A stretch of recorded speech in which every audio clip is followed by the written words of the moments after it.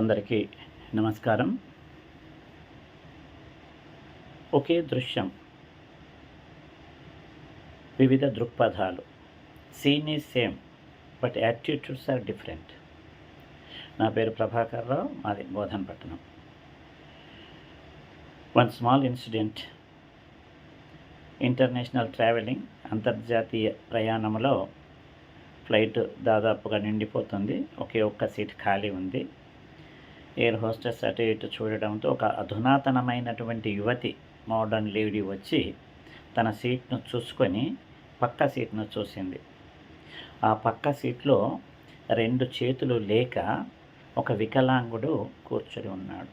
కొంత above middle age.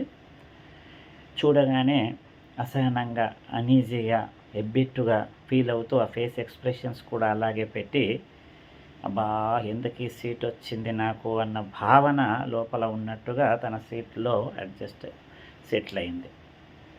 Air hostess రాగానే request చేసింది.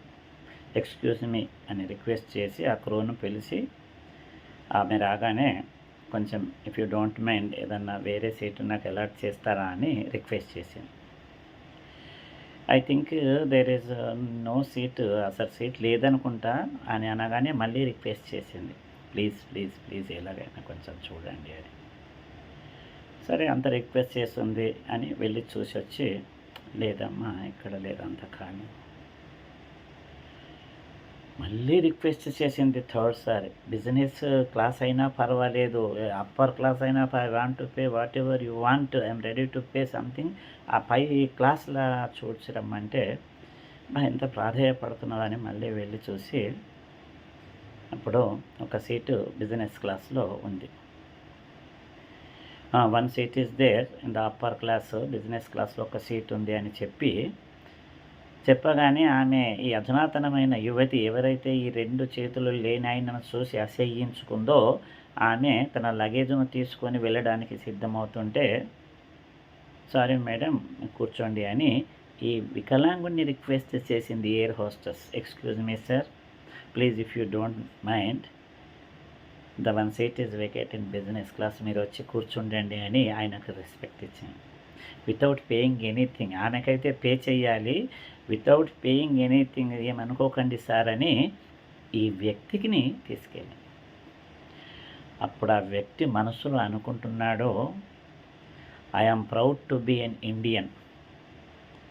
నేను భారతదేశ సమగ్రతకు, సంరక్షణకు సరిహద్దుల్లో పోరాటం చేసి పాకిస్తాన్తో భీకరంగా యుద్ధం చేసేటప్పుడు నా 2 చేతులను నేను కోల్పోయాను.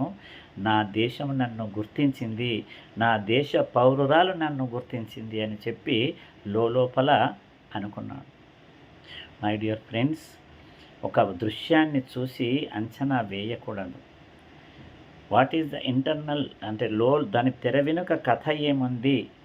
You don't see the beauty of external physical, అంతర్గతమైనటువంటి దృష్టితో చూడాలి. ఆ ఎయిర్ హోస్టెస్, ఆమె చాలా ఎన్లైటెన్డ్ పర్సన్ కాబట్టి ఆమె అసహజము, ఆమె అసహనం ఎందుకో గమనించింది. పక్క ఆయనను చూసి గమనించింది. మరి పక్క ఆయన ఏ పరిస్థితిలో అలా అయిపోయాడో ఆమెకు తెలియదు. అయినా ఆమె రెస్పెక్ట్ ఆయనకి ఇచ్చింది, ఆమెకి ఇవ్వలేదు. కాబట్టి దట్ ఈస్ దేర్. ఆయన దేశ సరిహద్దుల్లో ప్రాణాలకు సైతము వడ్డీ దేశ సంరక్షణకు తన చేతులను కోల్పోయిండు.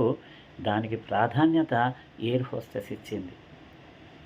కాబట్టి మై డియర్ ఫ్రెండ్స్, ఒక దృశ్యాన్ని చూసేటప్పుడు పాజిటివ్ దృక్పథంతో చూద్దాం, నెగటివ్ దృక్పథంతో చూడొద్దు అని తెలపడమే ఈ ఇతివృత్తం. Thank you. Like, share and subscribe this channel. I'm requesting for all. Thank you.